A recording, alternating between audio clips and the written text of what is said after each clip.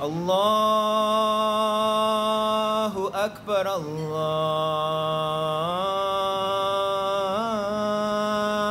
اکبر۔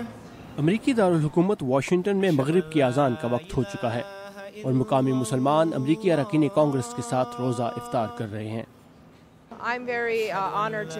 یہ میرے لیے اعزاز کی بات ہے کہ میں یہاں دارالحکومت میں مسلمان شہریوں کے ساتھ ہوں جو رمضان کا مقدس مہینہ منا رہے ہیں۔ امریکی مسلمانوں اور قانون سازوں کی اس مشترکہ افطار کا اہتمام مسلم پبلک افیئر کونسل اور Pakistani American political action committee نامی تنظیموں نے کیا ہے، جن کا کہنا ہے کہ واشنگٹن خاص طور سے وائٹ ہاؤس میں مشترکہ افطار کا آغاز سال 1805 میں صدر تھامس جیفرسن کے دور میں ہوا تھا۔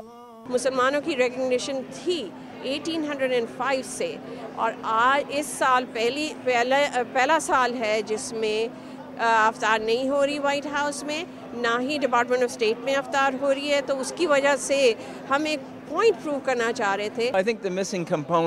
میرے خیال سے آج امریکی سیاست میں مشترکہ مفادات کا پہلو نظر نہیں آ رہا۔ امریکہ کی عظمت یہ تھی کہ اس نے دنیا کے مختلف لوگوں کو ایک ملک میں اکٹھا کیا تھا۔ سلام الماریاتی اور رفت چغتائی کا کہنا تھا کہ یہاں اراکین کانگریس کو مسلمان کمیونٹی کے ساتھ روزہ افطار کرنے کے لیے بلانے کا مقصد بھی یہی ہے کہ ہم ان سے بات چیت کریں اور انہیں اپنے مسائل اور تحفظات سے آگاہ کریں۔ Freedom for everyone to speak their mind. جبکہ اس افطار ڈنر میں شریک قانون سازوں نے بھی مسلمان اور پاکستانی کمیونٹی کے ساتھ یکجہتی اور رمضان المبارک کے لیے نیک خواہشات کا اظہار کیا۔ ایک اچھا موقع ہے کہ ہم پاکستانی اور مسلم امریکیوں کے ساتھ روزہ افطار کر رہے ہیں۔ میں اس مقدس مہینے میں مسلمانوں کے ساتھ یکجہتی کا مظاہرہ کرنا چاہتا تھا۔ دوسرے لوگوں کو سمجھنے کے لیے ہمیں ان کی زندگی کا حصہ بننا پڑتا ہے، ان کے طور طریقوں اور مسائل کو سمجھنا پڑتا ہے، کیونکہ ایسے ہی ہم ایک دوسرے کے لیے برداشت پیدا کر سکیں گے۔ اس افطار میں موجود نوجوانوں کے لیے بھی یہ ایک موقع تھا کہ وہ امریکی سیاستدانوں کو قریب سے دیکھیں اور سمجھیں۔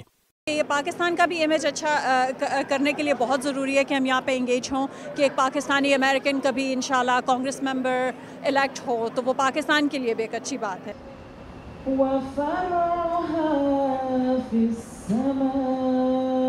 اس شام کا اختتام امریکہ، پاکستان اور دنیا بھر میں امن کی دعا سے ہوا۔